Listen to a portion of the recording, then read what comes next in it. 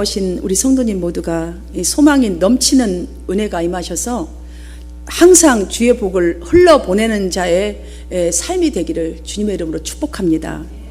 여러분들 물고기들이 아마 물속에서 살고 있을 때에 매일 물속에 살잖아요. 근데 그들이 평소에 참 물속에 있는 게 너무 행복하구나, 너무너무 정말 내가 여기서 이렇게 잘 살고 있는 게 참 감사하다 여길까요? 전혀 안 여길 거예요. 왜냐하면 항상 물속에 있기 때문에 그 행복한 자리에 자신이 있다는 것을 아예 인식조차 아마 안 하고 그들은 물속에 살고 있을 거예요. 그러나 예를 들어서 이제 물을 떠났다가 죽을 뻔할 경우, 혹은 자신의 물이 아닌 바닷물에 사는 물고기가 민물에 갔다가 놔보세요. 분명히 금방 죽습니다. 근데 어쩌다가 정말 거기 갔다가 빨리 건짐을 받아서 죽을 뻔하다가 살아난 물고기들은 내가 살아갈 수 있는 그곳의 처음 물속이 얼마나 행복한지, 또한 저곳이 내가 있어야 될 곳이라는 것이, 저곳이 얼마나 행복한 곳인지 깨닫게 될 것이고, 물속의 은혜를 그때서야 비로소 절실하게 깨닫게 될 것이겠죠. 여러분, 어떤 나라의 국왕이 부상당한 자기 아들에게 붕대를 감아주면서 아주 간절하게 말을 했대요. 내가 이 붕대를 하고 있는 동안에는 이 왕인 아빠가 말한다 하면서 이 붕대를 내가 감아주는데, 너가 이 붕대를 하고 있는 동안에는 먹거나 뛰어다니거나 물속에 들어가도 아프지 않을 것이야. 그러나 이 붕대를 푸는 순간에 상처는 더욱 악화될 것이니 절대로 풀면 안 된다라고 이렇게 가르쳐줬어요. 평상시에 어떻게나 천방지축 말을 안 듣는 이 아들이 그 말에 조금 겁을 먹었어요. 그래서 그 말을 그대로 따랐다가 금방 완치됐다는 이야기가 있습니다. 사랑하는 여러분, 우리의 믿음도 이와 같기 때문에 하나님의 말씀 앞에 우리는 민감해야 합니다. 하나님 앞에 나와오는 것도 민감해야 합니다. 나와왔다면 말씀을 듣는 자세도 민감해야 합니다. 왜냐하면 우리의 모든 삶의 모든 것들은 우리의 생각에서 나오기 때문이에요. 그래서 잠언서 4장 23절에 보면 무릇 지킬 만한 것보다 더욱 내 마음을 지키라. 생명의 근원이 이에서 남이니라 라고 했습니다. 여러분, 마음에서 나오는 것이 무엇입니까? 생각이에요. 생각. 그러므로 하나님의 음성을 듣기 위해서 먼저 우리의 복잡한 생각들을 예배당에 오는 순간에 다 내려놔야 돼요. 내려놓고 우리의 자세는 저는 주의 종이오니 말씀하여 주옵소서, 순종하겠습니다 라는 이러한 마음으로 말씀을 들으신다면 우리의 영과 육에 말씀이 보여하게 되어서 인생이 행복하게 이루어갈 줄 믿습니다. 그러나 반대로 정말 복잡하고 부정적인 그 밖에서 있었던 모든 것들을 가지고 앉아서 말씀을 들을 경우에는 말씀마다 걸리게 돼 있어요. 말씀마다 부담으로 다가오고 시험으로 다가오고, 오히려 그 말씀들이 결국은 정죄하고 판단하는 말씀으로 바뀌어 버리기 때문에 여러분, 누가 불행하지요? 내 자신이 불행하게 되어 버립니다. 한 마리의 뱀이 있었어요. 항상 머리에 의해서 끌려다니기만 하더니 꼬리가 어느 날 도전적으로 머리에게 불평을 했습니다. 왜 나는 항상 너의 뒤에 붙어서 맹목적으로 끌려다녀야만 하니? 따집니다. 어째서 너가 나를 대신해서 의견을 말하고 방향을 결정하는 거야? 왜 나는 그럴 때마다 따라가야 되니? 이건 너무 공평하지 않아. 나도 뱀의 일부인데 언제나 너희처럼 달라붙어서 끌려다니기만 한다는 건 말이 되니? 말이 안 되지. 이렇게 막 불평을 쏟아냅니다. 듣던 머리가 반론을 제기합니다. 아니, 그걸 말이라고 하는 거야? 너한테는 앞을 살펴볼 눈도 없고 위험을 감지할 귀도 없고 행동을 결정지을 생각도 없는데 나는 지금 나만을 위해서 이러는 거 아니야. 너를 위해서 이러는 거 아니냐. 너를 염려해서 늘 너를 이끌고 가는 것은 난데 너는 왜 나한테 이걸 컴플레인하니? 왜 이게 옳지 않다고 나한테 그러니?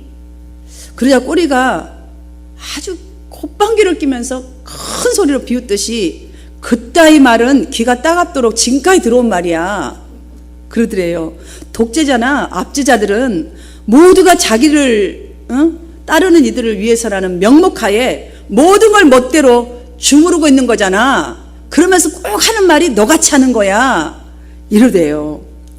이렇게 막 성질을 더 내니까 머리가 그럼 내가 하는 일을 너가 이제부터 맡아서 해봐. 내가 다 내어줄게. 꼬리가 너무 좋은 거예요. 기분이 이제. 야, 내가 불평할 만하네. 소리 질렀더니 야, 효과가 있구만. 그래서 그냥 말이 끝나기 바쁘게 그냥 좋아하면서 움직이기 시작했으나 움직이자마자 얼마 못 가서 웅덩이에 빠지고 말아버립니다. 어떻게 했겠어요? 꼬리가 먼저 가다가 빠졌는데 어떻게 나오겠어요? 한음 수 없이 머리가 이리저리 생각하고 또 고생한 덕분에 간신히 웅덩이에서 기어 나올 수가 있었습니다. 그러자 나오자마자 꼬리는 다시 혹시라도 자기가 주장할 걸 놓칠세라 앞서서 가더니 이번에는 가시 덤부리는 사이로 막 꼬리니까 흔들고 가야 되잖아요. 가시 있는 데서 흔들어 버리니까 가시나무 덤굴에 계속 감겨져 버린 거예요. 마침내는 움직일 수조차 없게 되어 버립니다. 이번에도 머리는 답답합니다. 또 머리의 도움으로 간신히 많은 상처를 입은 채 아주 피를 내가면서 나올 수 있었지만 다시 앞장서서 꼬리는 막 들어서게 된 곳이 여러분 어딘지 아세요? 활활 타오르는 불꽃 가운데로 그냥 들어가 버린 거예요. 차츰 이 꼬리가 막 전신이 뜨거워지기 시작하는 거예요. 그러니 갑자기 깜깜해지는 거예요. 그러니까 꼬리는 지금 타버렸다는 소리예요. 이미 나올 수가 없어요. 꼬리가. 뱀은 무서워서 떨기 시작했습니다. 다급해지는 이 머리가 최선을 다해서 달아나려고 애를 썼지만 이미 때가 늦어버린 상태였습니다. 맹목적으로 이 고집부린 꼬리 때문에 결국 머리까지 파멸당하고만 이야기입니다. 여러분, 이 이야기가 지금 뱀 한 마리의 그 이야기겠어요? 우리에게 주는 메시지가 아주 큽니다. 오늘 본문도 이와 비슷한 내용의 이야기이기 때문에 제가 이 예화를 드린 것입니다. 여러분, 사사시대의 가장 큰 핵심이 무엇이었습니까? 그때는 왕의 정치가 아니었어요.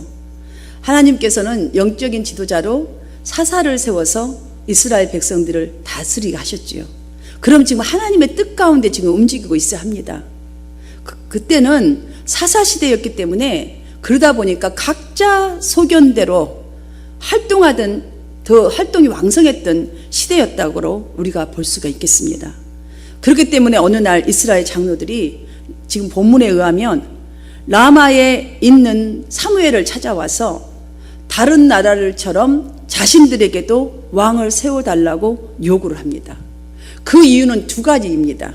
우리 본문 읽었잖아요. 하나는 사무엘이 늙었고 또 사무엘의 아들들이 사무엘처럼 믿음 가운데 이렇게 신실하게 가는 게 아니라 자신들의 이익을 따라서 불의한 길을 가고 있다는 것이 이유였습니다. 또 다른 하나의 이유는 다른 나라들은 다 왕을 가지고 있으니까 자신들도 똑같은 왕을 좀 세워달라고 요구하는 것입니다. 여러분, 이 요구를 들어보니까 어떠세요? 좀 우리에게도 타당하지 않습니까? 타당하게 들리시지요? 왜 늙었다? 또 아들들은 굉장히 지금 사사로서 제대로 하지 않잖아요.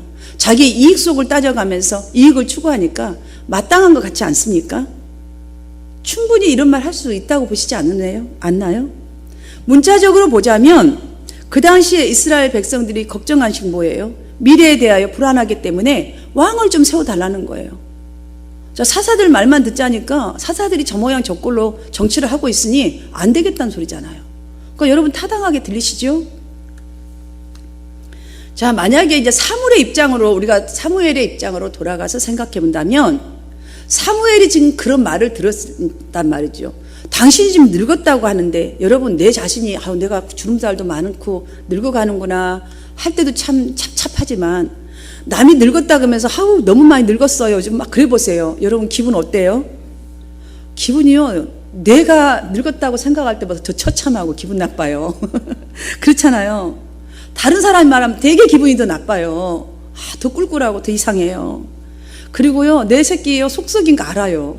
근데 남들이 와서 지적을 하면서 당신 자식 못됐으니까 저 자리에 있는 자리 꺼내시오. 만약 국회의원 아들인데 지금 그래 봐요. 마음이 어떻겠어요. 아주 그냥 여기를 전곡을 찔러버리고 속이 상한 거예요. 이러한 상황이라면 여러분의 누군가 와서 여러분에게 어떠한 선택을 하라고 한다면 여러분이 이런 상황 속에서 어떤 선택을 하실 것 같아요? 본문을 보니까 사무엘도 마음이 상했어요. 상했다고 기록되어 있어요. 사람은 다 상해요, 들을 때는. 그런데 우리의 상함의 행동과 사무엘이 어떤 마음으로 마음이 상했는지가 굉장히 차이점이 있기 때문에 우리는 이 시간에 사무엘을 주목해 볼 필요가 있습니다. 사무엘이 어떻게 이 상황에서 정말 이 해결을 했는지, 사무엘의 신앙은 어떤 것으로 마음이 상해 있었는지를 우리가 살펴본다면 우리의 믿음의 생활에 분명한 변화가 있을 줄 믿습니다. 왜냐하면 장로들이 지금 조금도 물러설 기세가 보이지 않는 어조로 왕을 세워서 우리를 다스리게 하소서라고 요구한 그들 앞에서 사무엘은 가장 먼저 한 것이 하나님께 기도를 드렸어요.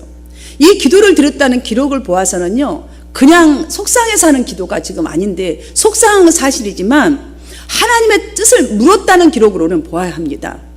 이 내용이 이렇게 장황하게 기록된 것은 보면 분명히 자신이 늙어서 힘이 없는 문제, 자식들의 문제가 속상한 그런 인간적인 감정으로 기도한 것이 아니라는 것을 분명하게 하기 위해서 이 말씀을 기록한 것입니다. 성경은 지금 이 백성들이 왕을 요구한 그들의 기본 동기가 무엇인지를 우리에게 적용하고 알아서 사무엘이 어떻게 이 커다란 스품을 가지고 기도했는가라는 것을 지금 우리에게 말씀하고자 하신 것이기 때문입니다. 그러므로 사무엘의 심정이 사실 오늘날 우리가 오늘 이 시대를 바라보고 느끼는 그런 심정이 되기를 이 종은 간절히 바랍니다. 여러분이 그런 여러분 되시기를 축원합니다. 그가 슬픈 것은 개인적으로는 사실 가족 문제 때문에 슬펐을 것이라고 봅니다. 추측을 해봅니다. 왜냐하면 물질의 유혹을 이기지 못하고 하나님이 세운 사사들인데 하나님 앞에 바로 섰지 못하여서 하나님 나라의 일을 망치는 자식들 때문에 분명히 슬펐다고 봅니다. 여러분, 가족이 그렇게 했는데 우리가 크리스찬으로서 안 슬픈 사람이 어디 있겠어요? 남편이 여러분 성경에 어긋난 일을 할 때에 여러분 마음 좋아요? 슬퍼요, 괴로워요, 힘들어요. 자, 우리 교인이 밖에 나가서 욕먹어봐요. 어떤 목사가 기분이 좋겠어요? 슬프고 속상하고 안타깝고 정말 환장을 하겠어요. 그런 마음으로 기도를 하는 거예요. 여러분 그 마음 아시지요? 그죠? 여러분 마음 다 느꼈을 거예요. 그 다음에 또 슬픈 것이 있어요. 민족적인 문제 때문에 슬펐다고 봅니다. 애굽에 종되었던 저들을 그곳으로부터 인도하여 보호하여 내시고 또 여기까지 인도하셨고 앞으로도 번영과 부흥을 가져다 주실 하나님이신데 그들은 그 하나님을 신뢰하지 못하고 지금 겉으로 보이는 열방의 왕의 그 제도, 왕정 제도가 부흥을 가져다 줄 것으로 믿고 있는 거잖아요. 그럼 확신이 있는 거잖아요. 그러니 그들을 보면서 얼마나 슬퍼할 수밖에 없는 상황이 아니겠습니까? 지금 그 마음을 끌어안고 하나님 앞에 묻고 기도하는 이 사울의 심정이 우리 모두의 심정으로 바뀌어지는 역사가 있기를 축원합니다. 여러분께 묻겠습니다. 저들의 광야 40년 동안 먹이시고 지키시고 인도하실 분이 누구십니까? 가나안에 들어간다 할지라도 그곳에 7 족속을 지금 다 쫓아내고 그 땅을 차지하도록 해야 될 텐데 그 차지하게 하실 분은, 그들 도와주실 분은 누구십니까? 그렇다면 우리에게 적용해 봅시다. 우리를 구원하시고 우리를 먹이시고 또한 지키시면서 건강으로 인도하시고 참된 인생으로 우리 자신을 인도하실 분은 누구십니까? 분명히 여러분들은 지금 속으로 의심도 없이 1초도 지체하지 않으시고 하나님입니다라고 고백할 것입니다. 아멘입니까? 자, 하나님 우리 다 알고 있잖아요. 여러분, 우리처럼 그들도 똑같습니다. 이 하나님 모르는 거 아닙니다. 구원의 확신도 그들이 있습니다. 자기들이 이스라엘 백성, 나는 선민이라는 사실도 알고 있습니다. 그런데도 지금 이 선민이라는 사실을 알고 있지만 자기들이 원하는 것 따로 있습니다. 지금 이것을 우리는 깊이 이 자리에서 생각해 보아야 합니다. 자, 구원하실 분은 오직 하나님이라고 대답하는 우리도 그들과 같이 우리의 진짜 속마음은 하나님은 없어도 상관없어요. 세상 사람들처럼 좋은 집을 구하고 더 많은 돈을 구해하고 더 많은 친구, 좋은 친구, 그것도 스페셜한 친구 구해야 되고 더 편안하고 더 높은 지위를 구하고 있지는 않을까요? 자, 구원이 있어요. 우리가 구원 없는 거 아니에요. 그런데 구원보다 더 큰 것, 하나님과 관계없어. 지금 상관없어. 잘 되는 것만 구하고 있는 건 아닐까요? 그들처럼 우리 신앙의 가장 중요한 무엇인가가 빠져 있지는 않을까요? 지금 그들도 신앙의 가장 중요한 믿음과 확신이 빠져 있는 거예요. 지금 구원의 믿음은 있는데요, 축복의 하나님에 대한 믿음은 지금 빠져버린 거예요. 어쩌면 우리도 그렇게 하고 있다는 것이죠. 사랑하는 여러분, 이에 대한 진짜 우리가 하나님의 축복에 대한, 하나님의 약속에 대한, 지금 이루어지지 않는 약속에 대한, 앞으로 이루어질 것을 진짜 믿는 그런 믿음, 우리가 진단해 보아야 합니다. 그래야 사무엘처럼 모든 나라 기준도, 다른 교회 기준도, 세상 기준도, 다른 가정 기준도, 다른 남편 기준도, 아내 기준도, 자식 기준도, 여러분 자신의 기준도 아니라 하나님의 기준인 말씀을 따라 사는 시대관과 성경관과 이 신앙관을 가지고 하나님께 물을 줄 믿습니다. 사랑하는 여러분, 이것이 바로 믿음의 능력이요, 기적을 이룸을 알아야 쓸데없는 걱정과 소망을 버리고 나를 새롭게 만들어주실 하나님의 손에 우리의 인생을 맡기게 될 줄 믿습니다. 지금 사무엘은 늙었다고 그 말할 때요, 좌절하지 않았습니다.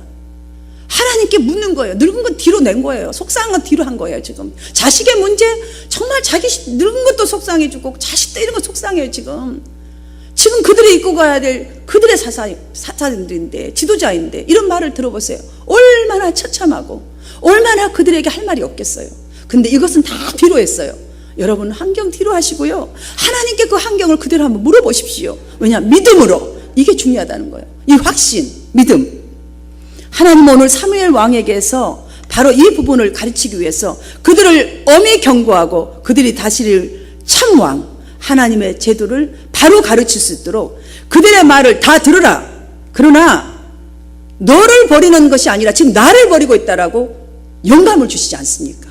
사랑하는 여러분, 기도를 해야 이런 영감을 받을 수가 있죠. 보십시오. 그들이 늙었다는 이 말이 무엇이에요? 은퇴하라는 소리예요. 요즘 말로 한다면. 당신 나이 all enough. 그 자리에서 내려오시오. 목사님 70살 넘었으면 좀 내려오세요. 젊은 사람 써갖고 좀 팡팡하고 좀 나가게 이 소리잖아요. 은퇴하라는 소리잖아요. 요즘 말로 하면.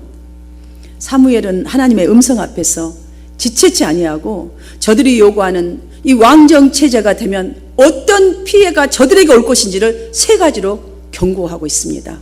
첫 번째는 11절에 다 나와 있습니다.